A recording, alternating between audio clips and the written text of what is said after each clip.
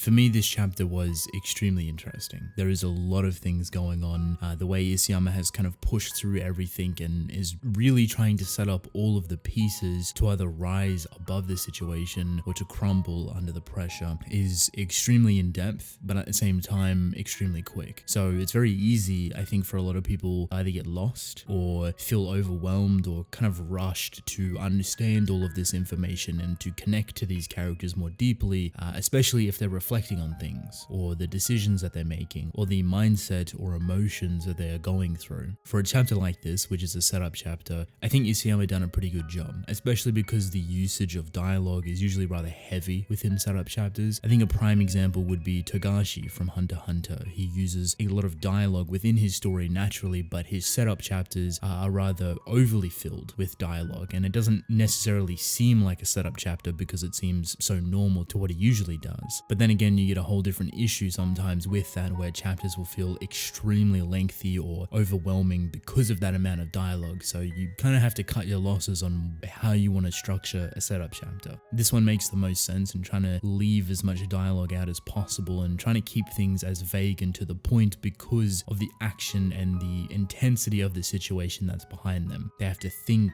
and act and propose these plans in a matter of seconds or minutes and try to act upon them so quickly and efficiently with the whole world at stake. It's pressure at its finest against all of these characters, and overfilling it with dialogue just wouldn't really make sense. So I can see the concerns that people definitely have had. I've seen some comments and some people saying that this chapter was horrendously fast or just completely all over the place. I understand it, but it was definitely structured in a way where it still had some coherency to it. It just was more fast paced than the previous ones, and when you're coming into the final 3 chapters now, it's to be expected. I'd assume everything from here is going to be pretty dialogue heavy, and this is the chapter that is putting everyone in those positions. It's, like I said, somewhat of a sacrifice, but it's a well needed one. To be honest, the chapter itself wasn't even overly bad or horrendous as dramatic people were being, but then again, that's each to their own interpretation. For me, I value Isayama sticking to the important stuff while still finding the very small amount of time he seemingly has to add a lot more depth and meaning and at least recent emotional connection to some of these characters. Levi specifically is a massive one, and even Mikasa at the beginning of this chapter. We open up to everyone on Falco's back obviously coming to the conclusion that Eren has to be killed. This is something that's been coming for a very long time. A lot of people wanted to give Eren a chance. They wanted to find a different way, but the biggest people that this affects obviously is Mikasa and Armin. With Armin out of the picture, that reappears at the end of the chapter, the person that hits this the most is obviously Mikasa, and the face that she pulls within this chapter right at the beginning is honestly heart-wrenching. It's a face of realization, a face of disbelief, a face of guilt even, that she was so against killing Eren and doing everything to try and save him, yet now being the odd one out, where everyone is so directly against Eren that have realized that the only way that they can even have a chance or a possibility to save the world is by actually killing Eren. And being in that mindset, she is now forcefully somewhat being dragged into that position. And you can see with the panel of her face just how effective and overwhelming that emotion or understanding of it truly is. And you see the effects of it with how docile and kind of all over the place she is throughout the chapter until her action and her skills are required. You could even say that the moments that she was fighting was being fueled by that overbearing nature of trying to come to the idea of killing the person that she grew up with, the person that she considers family, and the person that she evidently loves. I wouldn't be surprised if she's doing not only mental but emotional gymnastics currently, trying to figure out her own point of view, trying to come to a conclusion or at least some sort of understanding where she can take this information and try and weaponize it to change it, or at least try to change it. Unfortunately, it's not all that simple. Alongside this powerful moment, for me at least, you have basically everyone else chiming in on different ideas and perspectives and knowledge that they're sharing across to one another. Gabby is a prime example of someone that's very observant in realizing that the founding titan ability actually jumped out of Eren's body when she shot his head off and connected to his head. Thinking about that, I actually thought it was the other way, but it's a nice bit of clarification and a very valuable piece of knowledge that directly connects to them wanting to split the group, as on one hand they go to blow up Eren's neck and try to decapitate him again based off Gabby Gabby's knowledge, which all the bombs that Peak did set up is perfectly lined up there for that, which is what Peak was originally trying to do that on her own self-indulgence. And then on the other hand, you have people going to rescue Armin that is currently being held within a Titan who's stuck within a limbo state, and Yamiya or Eren is using the Colossal Titan against them. Basically, the first quarter of this chapter is everyone's shared opinions, perspectives, and emotions, and it's pretty full on in that sense. I think it's very well handled for Isayama to jam so many different characters and not make it seem too overwhelming. Because even though the more pinnacle of the situation is probably Mikasa, seeing very brief snippets of Falco and Reiner and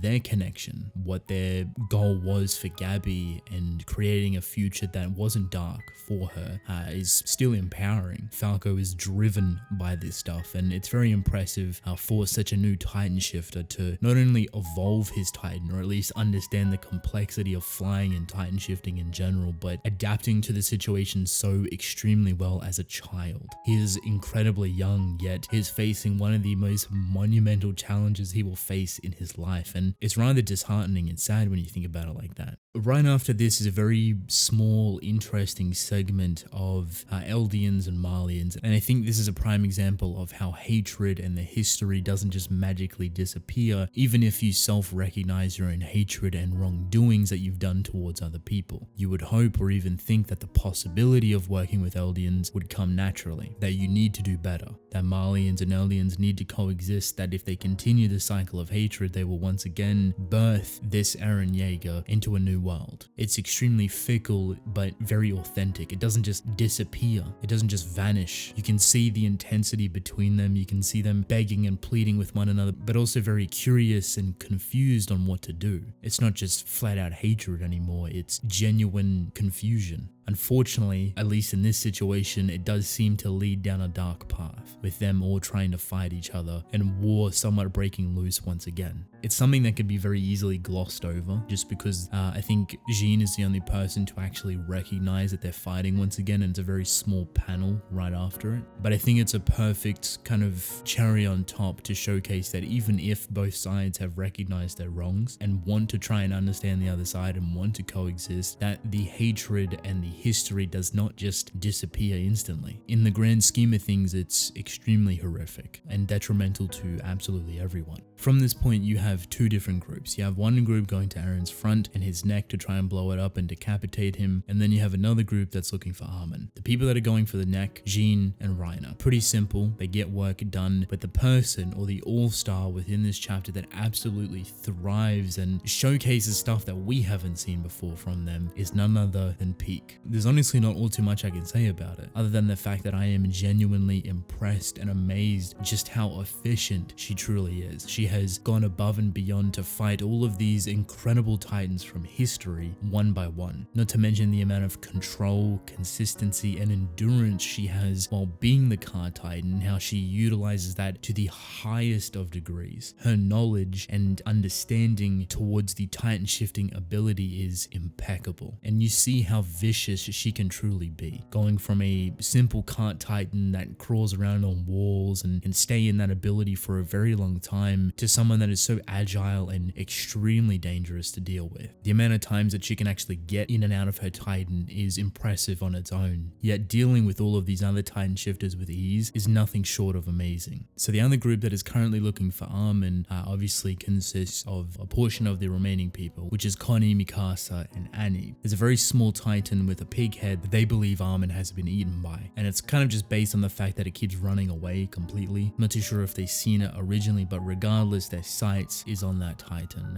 and they're kind of funneled into that point, and they struggle quite a bit. You see some incredible movement from Mikasa doing her best to completely demolish these titans and trying to get Armin as best as possible. But then you also see the titans interact with one another rather intelligently, blocking the attacks that Mikasa is doing, like diving over the top over this very small pig titan. But within these moments, it's definitely coming all out to play. Annie, within her titan form, backing up Mikasa, as well as Connie, they're doing their best to try and get to Armin. Now, the two final things are probably the more important things within this chapter, just because of how much focus was given towards them. The first one is Levi. Levi has a self-reflection. Within these moments, it's never necessarily a good thing. Definitely leads to raising that flag for him in terms of dying or meeting his conclusion in whatever way seems fit. And in this moment, he reflects on Commander Erwin, which is a very big one. It has the emotional punch and impact relating to Zeke. It has correlation to his own somewhat fickle guilt and not picking Erwin to survive and instead picking Armin for the future.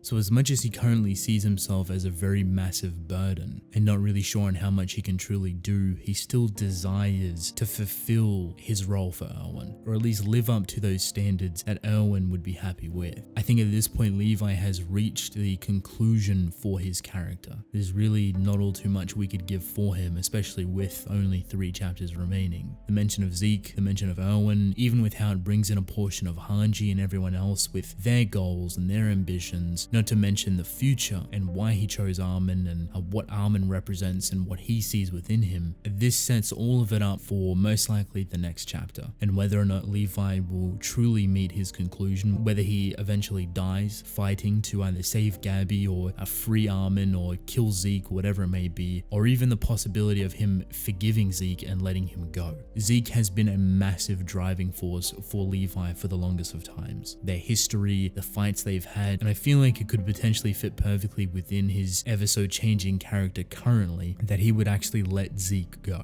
Once Levi puts his mind to something, he will ultimately do it. He's always been a character that does that, but throughout the story he has never been a burden until now. Throughout the story he has always had strength, now he does not. This is a Levi that is very vulnerable, a Levi that is very open in seeing his own flaws and what he should and shouldn't do. He's confused by it, but that's the beauty of his character, and it's all leading to that very climatic moment whether he lets everything go or truly fights to the end, and would most likely probably be one of, if not the hardest deaths to accept within the story. So be ready for whatever comes in the following chapters. Last but not least, we have Armin. I actually really enjoyed this little segment right at the end. It kind of leads into the whole idea that Armin is probably going to be the one to connect to Eren to some sort of degree. He's going to try and reach his humanity once again. But before he even gets into Ymir's realm, he has to go through his own self-internalization in coming to the conclusion that he thought he was dead. He's looking down at his own body and realizing how worthless and useless he truly is. And it's pretty hard hitting coming from Armin himself, especially because a lot of the community don't like Armin for those specific reasons. So Armin recognizing it himself is even a bigger thing. With that said, I do think him saying these things out loud is a very powerful thing. Kind of shows you that Armin doesn't have this ignorance over him,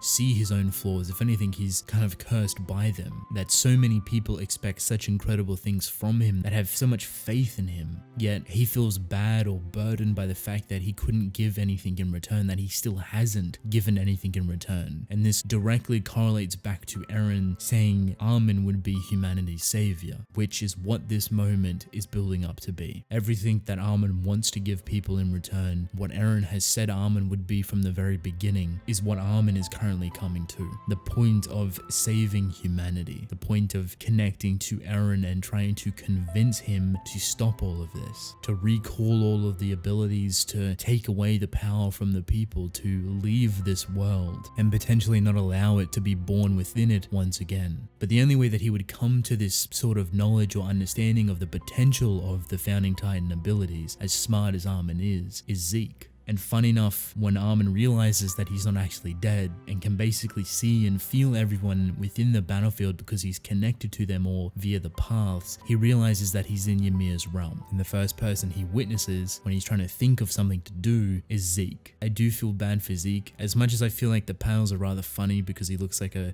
very sad child because he's just sitting there playing with sand and kind of looks like he's been bullied, which I guess isn't technically wrong. He has been bullied quite a bit. But Zeke is the key to a lot of knowledge that Armin doesn't have. So the chances of Armin finding out a different way, utilizing the power in a way that Eren hasn't seen it, that potentially Ymir hasn't seen it, or Zeke hasn't seen it, is a very prevalent thing. But obviously this only works if Zeke is cooperating, and with how he is currently, he doesn't really seem like he's in much of a state to be talking all too often. And of course, on top of that, Armin has to appeal to Eren's humanity to some degree. He has to bring it back. He has to get through to that child Eren and truly see his friend once again. Isayama definitely ended off the chapter on a very high note, and with 3 chapters remaining, everything is very tense and filled to the brim with a lot of different things. These final moments are going to be massive. They're going to be full on, very chaotic, but I for one couldn't be more excited to see how this all comes to a conclusion. The legacy of Attack on Titan, the story of Eren Jaeger. We are all witnessing this together, so let's indulge within it. With that being said, that is basically it. Let me know how you felt about the chapter. Did you love it? Did you hate it? Did you feel it was too quick? What do you think is going to happen with Levi? There is a lot of different things here, so I'd love to hear your thoughts. But I want to thank you all for watching. Hope you enjoyed. Drink plenty of water, and I will see you within the next one. Goodbye.